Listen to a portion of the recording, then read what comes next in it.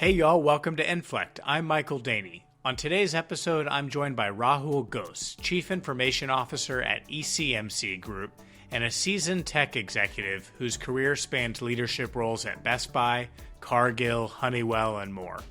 Rahoul's not just an IT guy. He's a thoughtful culture builder and a pragmatic, business-oriented technology leader, focused on turning IT into a trusted, business-aligned partner. In today's conversation, we dig into what that really takes: building credibility, developing empathy, and practicing the kind of ownership that earns trust across an organization. We also talk about how he's coaching and empowering his team to be the trusted partner his organization needs. I really enjoyed this one, and I hope you do too. Hey Rahoul, good afternoon. Thanks for joining us. How are you? Doing very well, thanks. Yeah. I'm really glad to have you on the podcast. We've had some really insightful and interesting conversations in the last few months, including on the topic we're going to talk about today. And so I really appreciate you taking the time to share some of your pearls of wisdom with our listeners. Well, I don't know how many pearls I'm going to cast there, but I appreciate that. I'm looking forward to this as well. It's the highlight of the day so far. Yeah, excellent. Well, you have had really a storied career across a number of kind of big names in IT leadership roles. And I think when I asked you to join the podcast, the first thing we said was like, gosh, what are we going to talk about? Because we could cover so many different topics from your career in IT leadership. And we focused in on this idea of kind of building a brand of IT within the organization, and specifically building a brand or a reputation rooted in trust. And that's something you have a lot of experience in, and it's something that I am seeing a lot with our current clients, of a lot of folks in that CIO role, that IT leadership role, that are really saying, hey, how do I build that trusted brand with my business partners? And I think it's more important than ever. So kind of with that backdrop, Rahoul, tell me more about the vision behind building IT into a trusted service organization and why it may be more important than ever before. Right. So this notion of a trusted service organization, that is not new. At its heart is this idea that the business stakeholders we work with, they have the confidence in us, in what we do, and that they work with us because they want to, not because they have to. And that's something that I have reiterated with my teams all along. But what's happening today is the pace of change. I mean, technology has always been complex. It's always been esoteric, especially for people that don't work in tech. But think about what's going on now in the world of tech. It's exponentially ratcheted up. It's become more complex, but it's also front and center to what organizations are doing, and it's front and center to business success. So that is why our business partners are looking for us, the IT function, which essentially fulfills that role of helping navigate that complexity. They're looking for us to do that in a way that inspires that level of confidence that I talked about. So our outside persona as a function, how we show up as a function, is germane to that success. So there's no time like the present, therefore, for us to be intentional about this whole endeavor. Yeah, something you said in there that really stuck with me is this idea that IT is front and center. I think for a long time, we always hear about shadow IT. It was kind of like a lot of IT professionals would say, oh, there's shadow IT over in the business. You'd kind of shrug your shoulders. That was in many ways the business working around an IT function that they might not have that trusted partnership with, or there could be other dynamics at play. But now, given that technology is so critical to the business strategy of every organization, right. It can't be in the shadows. It has to be front and center. I think that's why this idea of that partnership and that trusted service organization, to your point, is so relevant. It always has been, but maybe even more pronounced right now than previously. Yeah, that's well said. Something else that you've shared in some of our previous conversations is this idea of developing that outside persona from within.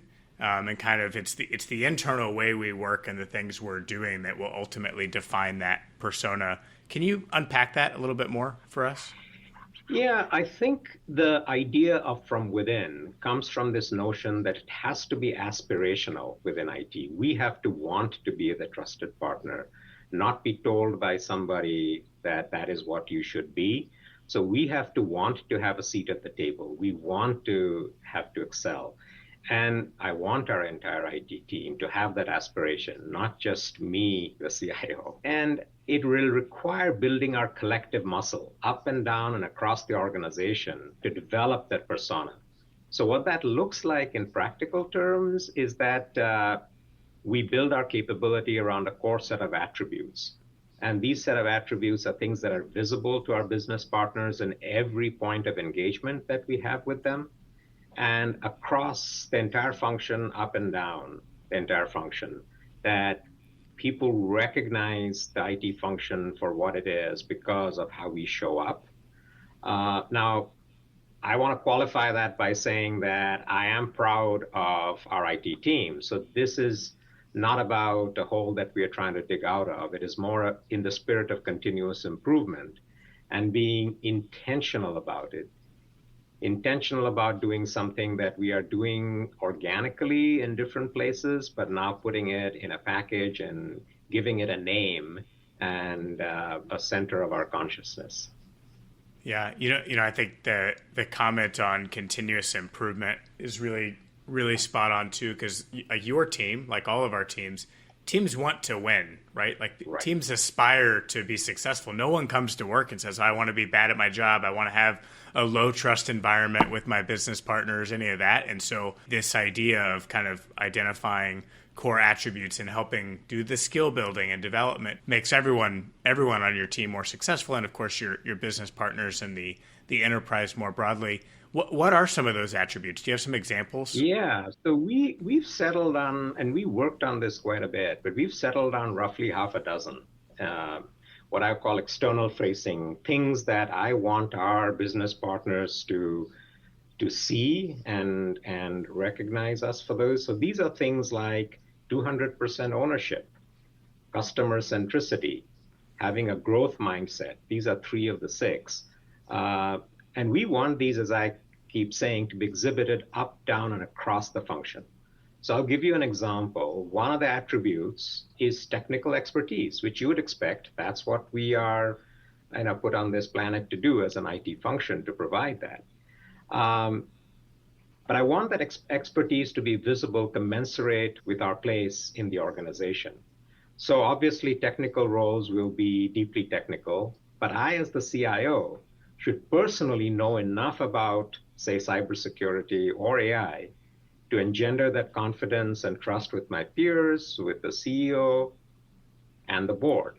And I shouldn't have to feel like every conversation I need my team to be present in the room or have to defer to them for that understanding. That's pretty important, because that is how that level of confidence is built, is when we show up and down and across the organization in a consistent way around these attributes. Yeah, you and I have collaborated on some technology leadership, like professional development type things, and I think that nugget in there of you can't know every technical detail, but you do have to know enough and be in the weeds enough to drive confidence with your leadership, with your peers, with the board. That I think that's a challenging balancing act, particularly as folks are growing in their careers and they're having to give up some level of clarity on the details that they might have been used to, but without going to the other end of the spectrum of not having enough situational awareness and understanding. So that's a tough balancing act. I like that y'all are weaving that in for your whole team to what is that level of technical understanding or technical acumen that might be required based on the role. Right. And just to build on that, we're even helping people on our teams who are deeply technical to be able to situationally rise above the fray. Because just as I need to know enough to be credible to the constituency I work with, I want the folks who are in the sort of engine room also be able to expand their ability to kind of connect at a different level if they need to. Not always, but if they need to. Yeah. Yeah. Like, how do you actually do this? I always feel like, in these kinds of things, you're trying to build a culture, build a brand. It's easy to talk about it. I think you have done a lot of hands-on and experiential type learning. What does that look like? What's the impact been of that? So a specific thing that we've done, and we've been doing this for about a year, is getting my extended team, so my directs and their directs, to practice doing presentations to our executive team, to the ELT. And these are real topics. These are not just made up topics. These are things like presenting a proposal that we need to get buy-in from the ELT on, all the way to an incident that occurred that we did a lessons learned exercise, and the ELT needs to hear about what we learned from there. So we practice these once a month in our extended leadership team meeting, and we purposefully craft time for someone to make these presentations. And we provide feedback in a safe setting so that that becomes something that can move forward in a more effective fashion. We've done these things not just for ELT presentations, but for any presentations that you're doing to an audience that is, I use the phrase, 1 or 2 steps removed from the work of IT. I mean, that's what we are looking to help train the organization in. So that's something that we have been doing very deliberately for some period of time. And the way that sort of translates itself is that these are actual presentations that people end up having to make, so that they're just not training exercises, or that it stops at the practice and doesn't go beyond.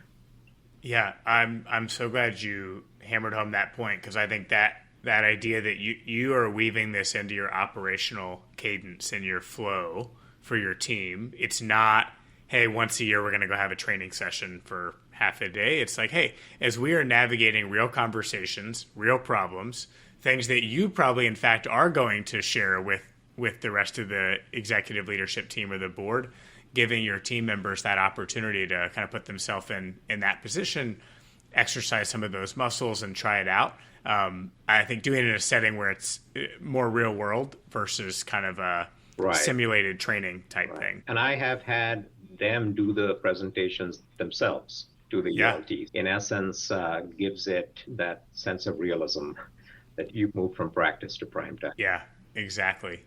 Another piece of this that I think is part of your overall vision and effort around this trusted IT function is stakeholder empathy. I know that's something that we have talked about before. Can you share some examples? Tell us more about what you mean by that, and maybe some examples of how you or folks on your team have learned to develop more empathy for your stakeholders. So in concept, this is about being customer-centric, right? But I'll illustrate this with 2 examples from my career. So one was when I was at Cargill a number of years ago. Here I am down at one of our divisions, and these grain delivery trucks are stuck at the plant because the weighbridge server is broken. And this has been happening for a couple of days. Things are lined up. And my team tells me that they have the server on order and they're tracking its progress and delivery progress. And this is a time when our hair should have been on fire. We should have been running around trying to figure out how to get to a solution in the moment. And for whatever reason, we didn't put ourselves in our client's shoes to feel that same sense of urgency. So this is an example of what stakeholder empathy does not look like. And I've always used that as an example to say, here's how we need to be or not be. The other one is more recent. At ECMC, we put our entire tech platform into the cloud about 5 years ago into AWS. We did that as a lift and shift. So the sense from my team was it can happen behind the scenes. There's really nothing that the users have to really change or do. So we can do it without engaging them and save them some time. But the reality is that though we did a lift and shift, the impact of failure, had it happened, would have been immense. Our entire company essentially runs on this tech platform. So I insisted that we set up an advisory board just to bring people along and enlist their buy-in into the process. We did that, and it turns out it was the right thing to do because obviously it gave them confidence because they were brought along every step of the way, and it helped enlist their support when we had a few things that did go wrong because they always do. Yeah. So I use that also as an example of meeting our stakeholders where they are and putting us in their shoes is a very important thing for us to keep in mind. We do that even when we put out routine announcements from IT around things that we are doing to upgrade our software or hardware. We just are going through a Windows 11 upgrade, and it was important for me that the notification that went out to the organization was couched in terms that the users could understand and could relate to how it impacts them, what they need to do or not do. So we are becoming more purposeful about putting ourselves in the audience's shoes. And I think that's important. You know, what I love about those examples and the way that you are, coaching and leading your teams and folks you work with is I think some of that is the distinction between IT management and IT leadership.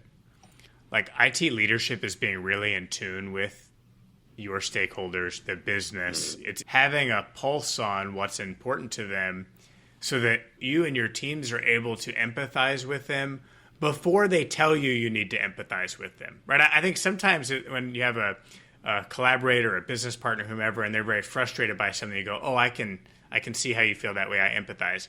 I think the magic of what you're doing is helping build up your team's ability to see and feel that ahead of time, right? And intuitively know what might be important because they've built that trusting, in some cases vulnerable, like honest relationship with their business partners.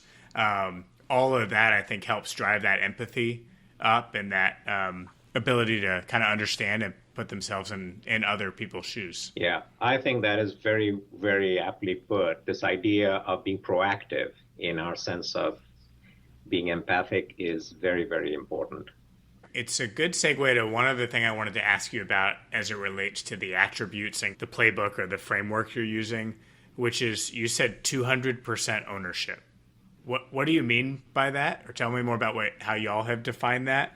So I always maintain that every point of engagement that we have with our business stakeholders, partners, is a brand building, hopefully not breaking moment.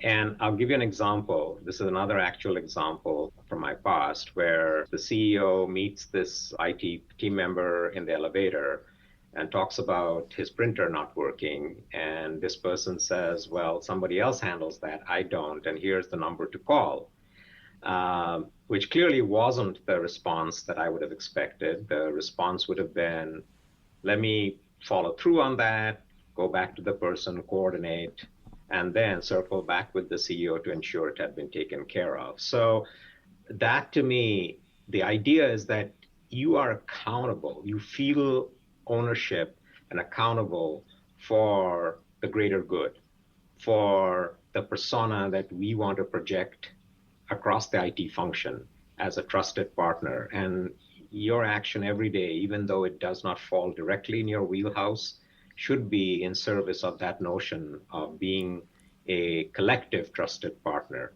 And so I use that example to, again, show something that I expect to see across our organization.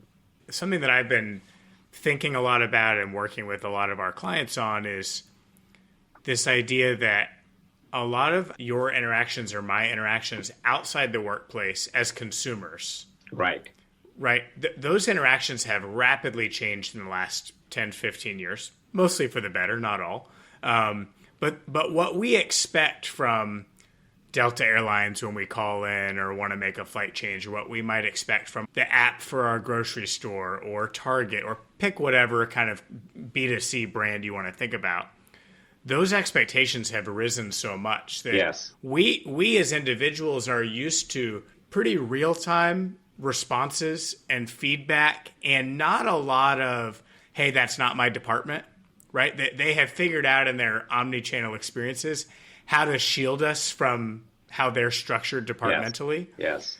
So then when we all come to work, we bring some of those same expectations to the table for what we expect from our IT teams, from our consulting partners in my world, from our vendors, whatever it may be. And so I think that plays a huge role in this of what we all expect. We're used to a little bit more white glove, automation, all that kind of stuff. And so when you have the broken printer being told, hey, that's not my department, or that's not my job, that really doesn't land.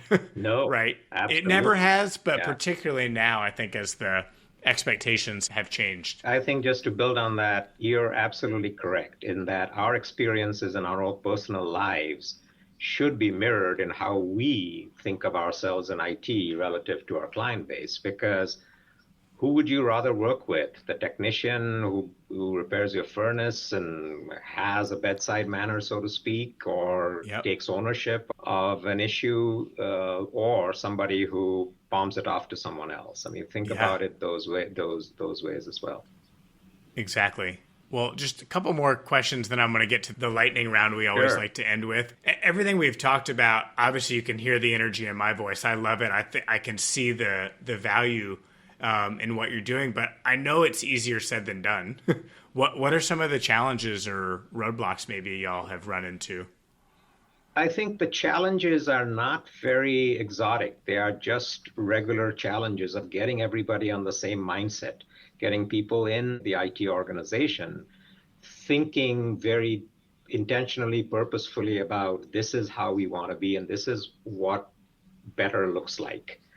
Same thing with our business clients. This is what better could look like, even though we feel content with what we have. Yeah. That is probably one of the big things. And the other is practice, practice, practice. I mean, these are even the example I was using about preparing for ELT presentations.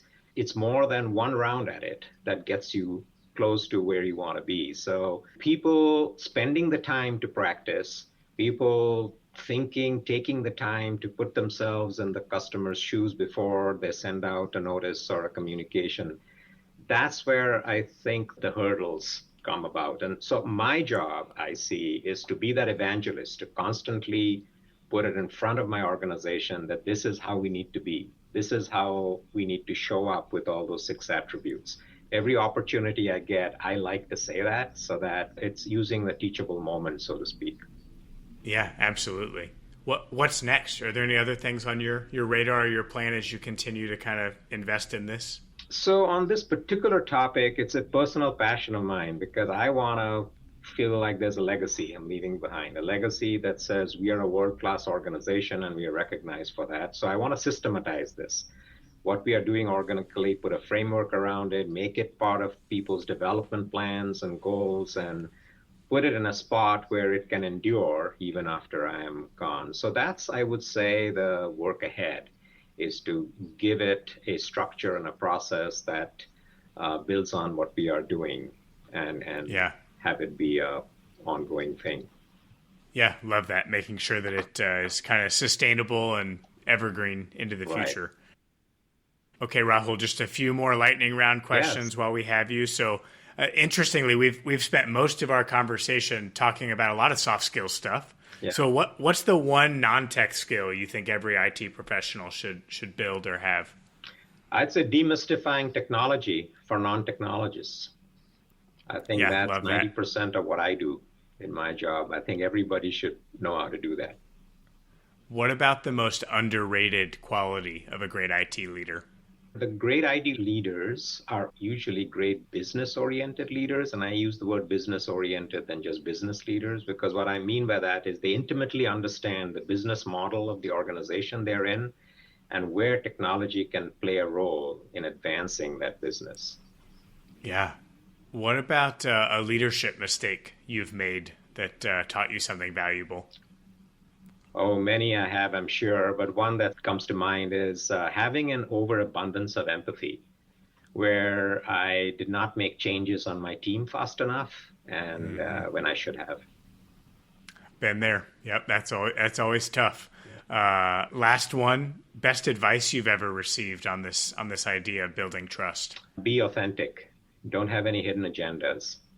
care about what you do, and what people see is what they get. Yeah. Awesome. Well, Rahul, I have really enjoyed our conversation. Thank you for taking the time to share some of your ideas and indeed pearls of wisdom. That's where we started this conversation on building IT as a trusted service function. I think it's going to be a really interesting and valuable listen to those who follow Inflect. So thanks for joining us. Thank you. I really enjoyed the opportunity as well. So look forward to seeing how it turns out. Awesome. Thanks, Rahul. Thanks.